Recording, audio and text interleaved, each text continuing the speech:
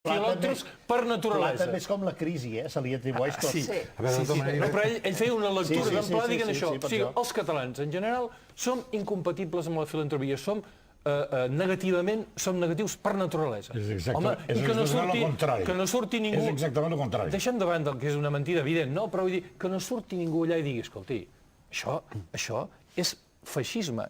Això sí que és feixisme. Agafar amb un col·lectiu i qualificar-lo negativament. A veure, és que, clar... Contesta-li al Toni, si tens resposta. Entre tu i el Lluís. A veure quina resposta li doneu. Indignació, potser, però per intentar entendre tot això, tu estàs parlant de l'ultranacionalisme espanyol i el bressol de l'espanyolisme, del nacionalisme espanyol, que tothom considera com la postura més normal, o més adient, o més raonable, no? És precisament Madrid, la capital, el fòrum, saps?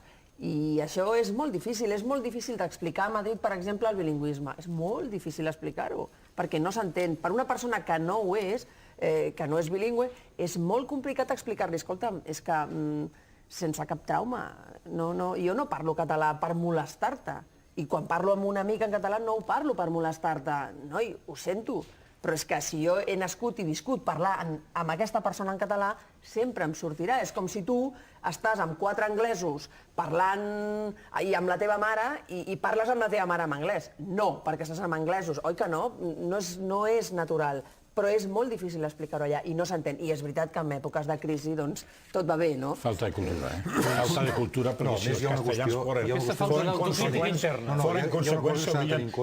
que Alfonso X el Savi, que era gendre del rei Don Jaume, el conqueridor, que li va regalar Múrcia. Exactament. Escrivia en gallec, en precastellà, i els catalans estan escrivint en català, La crònica es feia de Don Jaume estan escrits en català. Per tant, és falta de cultura. És dir, en aquest moment a Madrid hi ha una gran burrícia col·lectiva quan se deixen portar d'aquestes afirmacions i no les respon ningú. Ojo, el fet és que no les respon ningú. La manera de seduir a tota aquesta gent no és dir-los burros, animals... És que al final hi ha que dir-ho. No és aquest el camí. No, és que al final hi ha que dir-ho.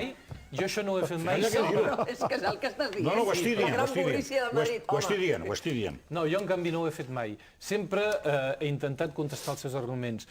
Escric en un diari que té una gran rellevància, no per mi, sinó perquè el diari en ell mateix és important, que és el Gran Diari de Barcelona, que és La Vanguardia.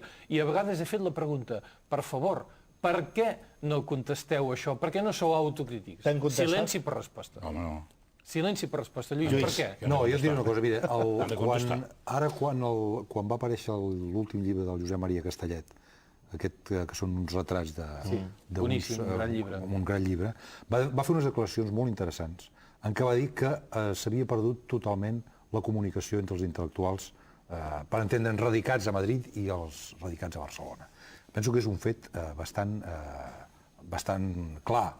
En aquests moments... I sobretot dit per ell, que va ser promotor en moltes altres ocasions d'aquestes grans trobades intel·lectuals. Un dels resultats de l'èxit, perquè ha sigut un èxit, de l'estat de les autonomies i de la transició espanyola, és que també, clar, això s'ha produït amb l'evolució del món, el món hem anat cap a una globalització, amb una degradació també del paper de l'intel·lectual a la societat, i ens trobem en aquests moments amb dues opinions públiques pràcticament incomunicades.